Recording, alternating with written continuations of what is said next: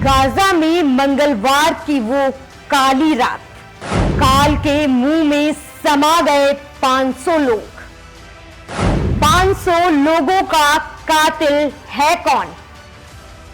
Israel Hamas के बीच जारी जंग को शुरू हुए करीब 12 दिन हो गए हैं। ऐसे में 17 अक्टूबर की रात को इस जंग में महाहमला हुआ और इस हमले के लिए रॉकेट का प्रयोग किया गया और इस रॉकेट ने गाजा सिटी की अहली अरब सिटी हॉस्पिटल को निशाना बनाया, जिसमें 500 लोगों की मौत हो गई। इस हमले के बाद चारों तरफ अस्पताल में लाशें ही लाशें दिखाई दे रही हैं और ये लाशें चीख चीख कर अपने कातिल का नाम पूछ रही हैं। आखिर कौन है वो हत्यारे जिसे अस्पताल पर भी दया नहीं आई? हमास ने इजराइल पर हमले का आरोप लगाया, लेकिन इजराइल का कहना है कि उसका इस हमले में कोई हाथ नहीं है। आखिर ये 500 लाशें ऐसे ही तो नहीं बिछ गई, कोई तो कातिल होगा ही। नमस्कार, मैं हूं आपके साथ कामिनी झा और आप देख रहे हैं न्यूज़ 1 इंडिया।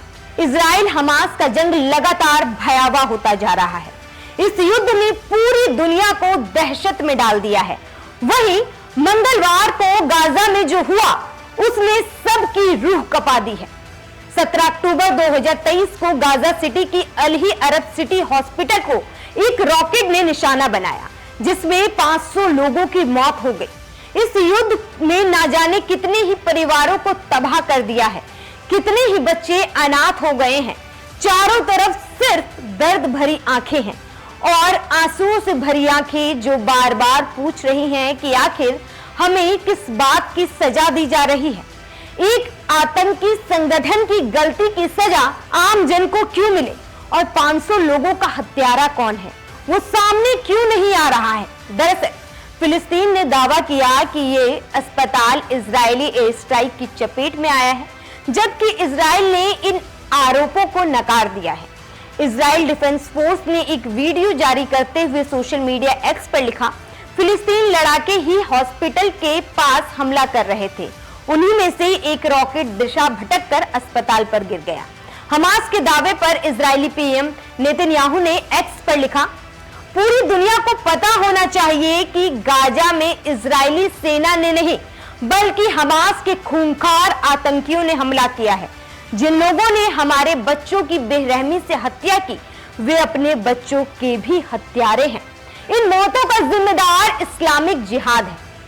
बड़ी बात यह है कि अहली अरब सिटी हॉस्पिटल पर हुए हमले से पहले भी WHO ने दावा किया था कि इस युद्ध में अस्पताल रॉकेट के चपेट में आए हैं। WHO ने बताया कि 7 अक्टूबर को शुरू हुई जंग के बीच गाजा में स्वास्थ्य सुविधाओं पर 48 हमले हुए हैं, जिसमें 12 स्वास्थ्य कर्मियों की मौत हुई है। इस हमले को लेकर विश्व के तमाम नेताओं ने निंदा की है, लेकिन हत्यारा कौन है इस पर अभी भी सवाल कायम है। वहीं अमेरिका के राष्ट्रपति जो बाइडेन ने भी हमले के बाद अरब नेताओं के साथ अपनी मीटिंग रद्द कर दी है।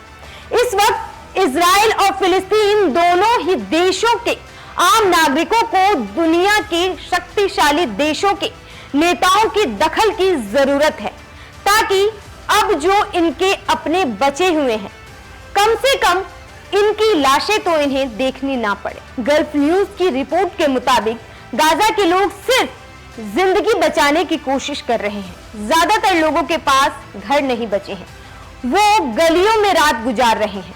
लोगों के पास अब ना तो खाने को खाना है ना पीने को पानी है। इजराइल और हमास के जंग में अपनी जिंदगी को बचाने की असली जंग तो आम जनता लड़ रही है। इजराइल हमास युद्ध में अब तक कुल 4300 लोगों की मौत हो चुकी है, जिसमें इजराइल की 1300 लोगों की मौत हुई है, जबकि सिर्फ गाजा में 3000 से ज्यादा लोगों को मौत ने अपने आगोश में ले लिया। इस वक्त अस्पताल में मरे 500 लोगों की मौतों पर सवाल है, आखिर इनका हत्यारा कौन है?